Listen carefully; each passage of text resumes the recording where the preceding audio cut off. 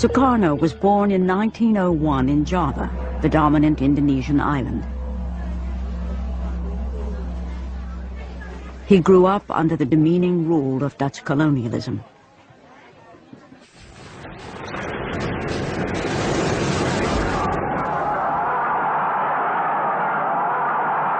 Soekarno was an ardent nationalist who led Indonesia's independence movement. He became president of the new Republic of Indonesia in 1949. Belum ada yang menandingi Soekarno sampai sekarang.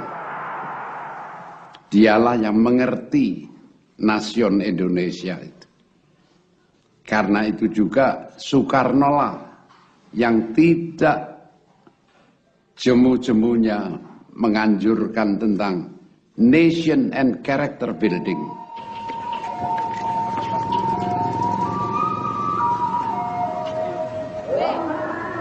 President Sukarno's ambition was to unite a new nation from a clash of cultures, languages, and the world's main religions.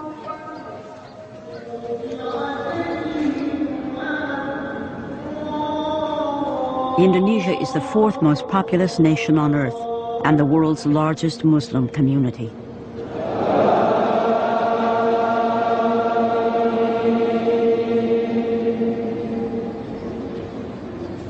Kepribadian banteng. Maka karena itu, ayo maju terus, jebol terus, tanam terus. Sukarno thought he could preserve his own one-man rule by balancing the competing ideologies inside his country. I tolerate all ideologies. The nationalist ideologies, the religious ideologies, the communist ideologies.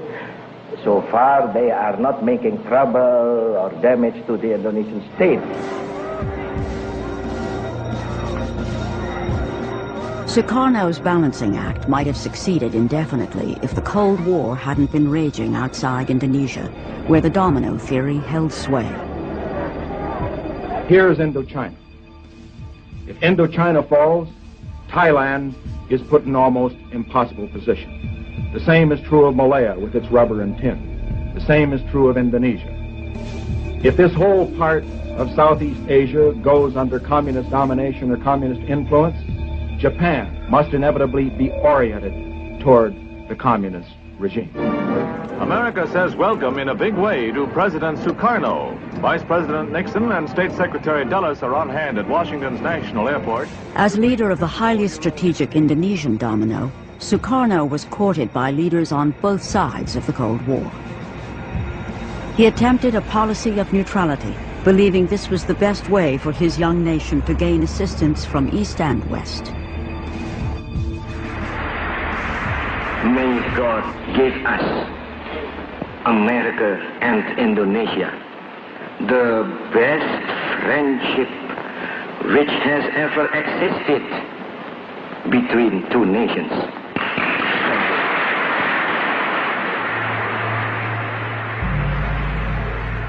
Only 3 months after his address to Congress, he visits China and the Soviet Union. This was interpreted by Washington as going over to the communist enemy.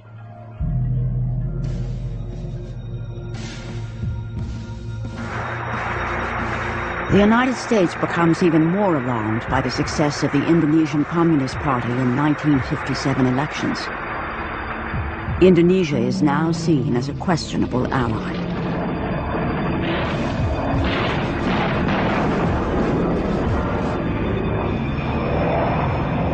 In the largest covert operation since World War II, President Eisenhower backs rebellions against Javanese rule in the outer islands. Let's face it, the United States made a horrible blunder in 1957-58 in supporting an independence movement within Indonesia. It was a disaster. We should never have been in it in the first place, and if we were, we shouldn't have been in it the way we were.